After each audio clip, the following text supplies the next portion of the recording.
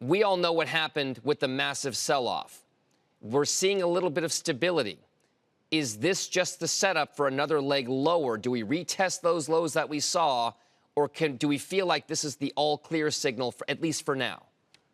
Well, I think obviously yesterday's market action doesn't say, we've completely put it past us. I think there's certainly possibility for more downside.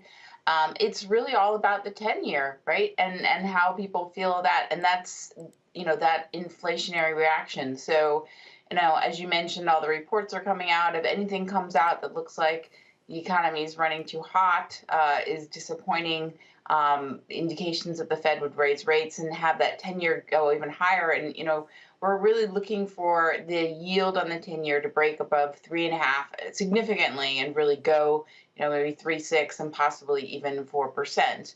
And that could certainly push the markets down, just because the valuations did get a little high-ish or higher during the run-up during June and July.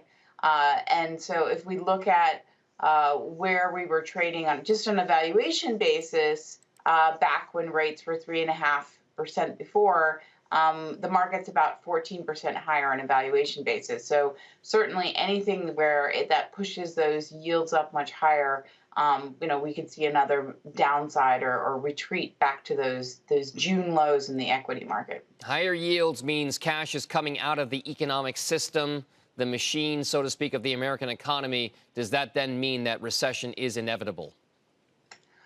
It's certainly more likely. I think we're really set up for a recession at this point. The amount that the Fed has to raise rates at this point, we really do need to slow down.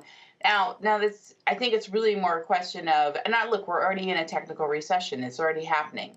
So is it a deep recession? Is it something dramatic, or is it just 3 or 4 quarters where we still have unemployment below 5% and still constant job growth?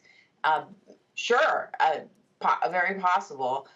For me, it's really about what is happening on the corporate side. Are we going to be able to see profit growth going ahead? Because right now, when we look at forecast and the type of revisions that we've seen back down, 5% profit growth, clearly below what we're running at inflation right now, really isn't attractive for stock investors. Erin, we've just got about 10, 15 seconds left. Do you have a top pick out there in your universe?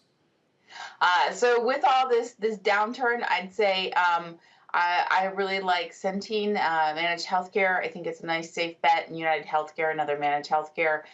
Both have done really well, both in the up periods and the down periods, just high quality names, and use those down days to buy them on the cheap.